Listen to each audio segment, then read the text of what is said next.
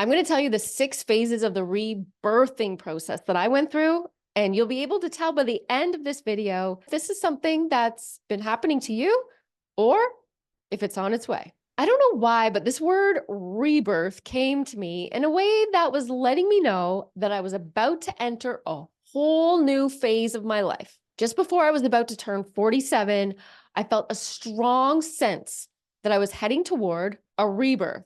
Something very different from change. This was a transformation, but more than just a transformation. A chapter of my life was coming to a drastic end, and it would be a dark end, where an old part of me was about to die. Some might call it a dark night of the soul. Some might call it the ascension or awakening process. You can see it as an upgrade, a new operating system being installed.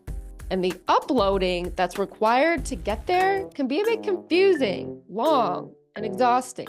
The first thing that's going to happen is a shedding of toxic shame and unhealthy guilt. First of all, I have to tell you that there's no way you will upgrade your system if you're holding on to shame and guilt, because shame and guilt are such low vibrational frequencies that it's impossible to find the lighter rebirthing energy from that place. So if you've been hoping for a shift to come, but it's not happening, I bet it's because you've been stuck in this place of toxic shame and unhealthy guilt. If you're unfamiliar with unhealthy guilt, it's the guilt you feel about having done something wrong, when the truth is, you haven't done anything wrong.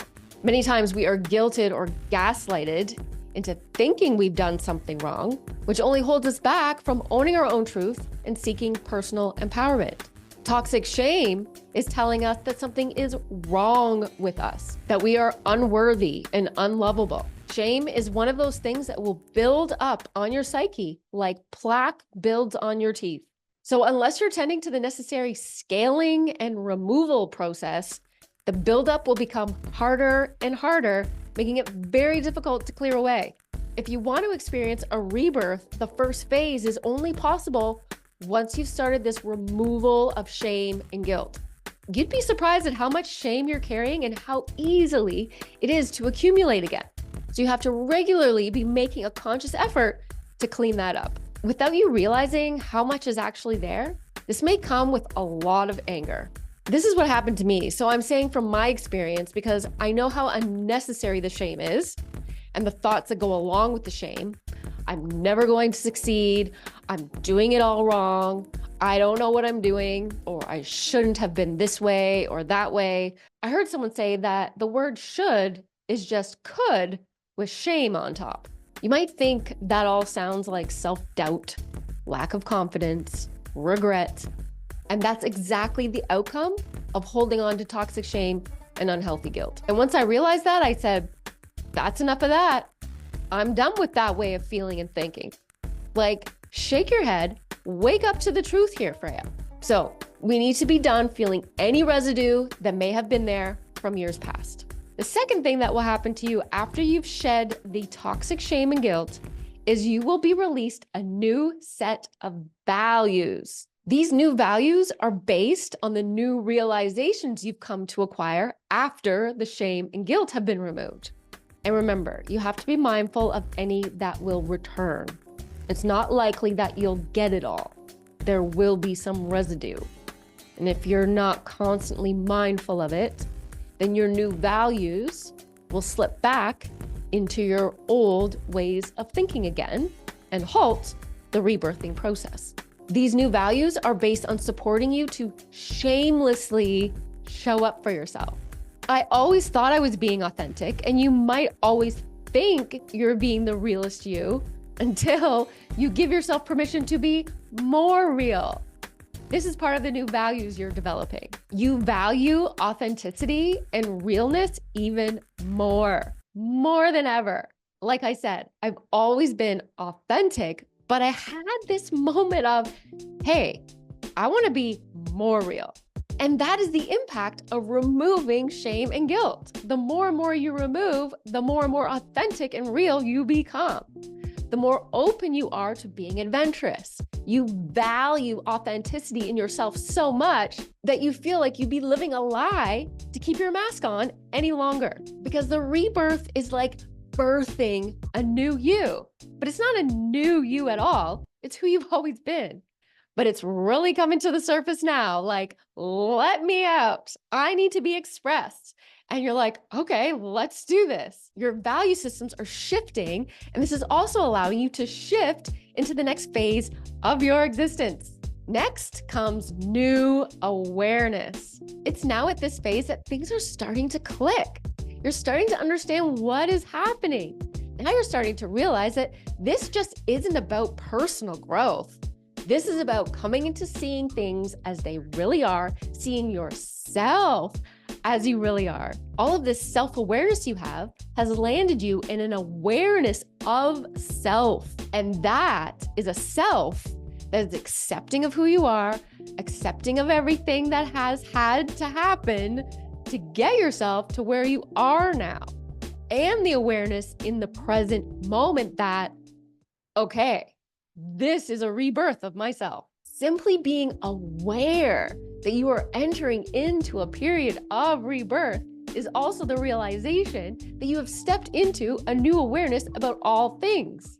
And of course, you've always been a different thinker and someone who is very self-aware, but now this new awareness has been birthed. This authentic, real self has finally come to the surface and has been accepted as the new truth. The key to any awareness is present moment awareness. Time slows down. You're no longer in a rush. You now see the timing of everything is so perfect. Anxiety and worry have actually disappeared at this stage, and this new awareness gives you a sense of total trust. The fourth phase is feeling safe and grounded. After you've landed in the new awareness, it will automatically lead you into a grounded state. For some of you, it may feel very odd and maybe even a bit uncomfortable because this might be the first time you felt so guided. The rebirthing process cannot happen on shaky ground. It cannot happen without self-trust and self-acceptance. You have to be ready to take on the challenges that are coming in the next phase. You have to trust that what the next stage has in store for you is going to be bigger than ever. It's going to be exactly what you've always wanted. And because you are now trusting the process, the universe is now ready to reward you. The universe is now ready to welcome you as it's guiding you to the safe landing spot. And like I said, there is this strange release of anxiety and worry. I remember when I got to this phase, how interesting it was to have this secure sense of trust that everything was going to work out. I found myself not caring as much, if at all, about how everything was going to turn out in the end, because in this rebirthing process, I acquired this level of self-trust on a new level that was grounding and secure. The fifth phase is persistence. This is the defining period now. Will you allow the shame and guilt tank to regrow? Or will you stay focused on your purpose and feel energized to step into that something new? There is a surge of energy here that fuels an unbelievable level of self-confidence to persist despite any resistance from the outside world. There may be wars, deaths, divorces, tragedies, lies revealed, truths brought to the surface. And despite all of that, you don't hesitate to pursue your path forward. You know that distractions will be forever in the way, and it's up to you to keep driving yourself through them, as this is the test the universe is watching you now to see if you're truly ready for the next level.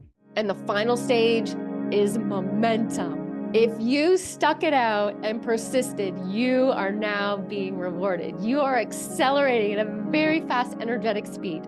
You only have to think about something for it to happen. Your dreams are vivid and speaking to you like oracles. You're fully awake and fully operational. This momentum might be seen as manic energy to some, but you don't see it that way, because although the momentum of your manifestations have sped up, you feel calmer and more centered than ever. You're even sleeping better. You might not need much sleep during this period.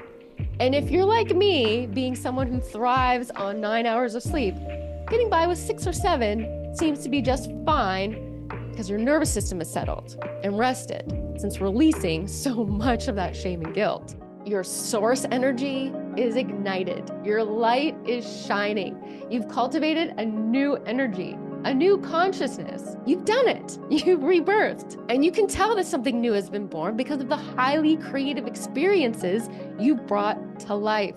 Your passion is reignited. You are now embodying the new energy and have entered the next level. The rebirthing process is finalized by falling in love with yourself again and falling in love with your life.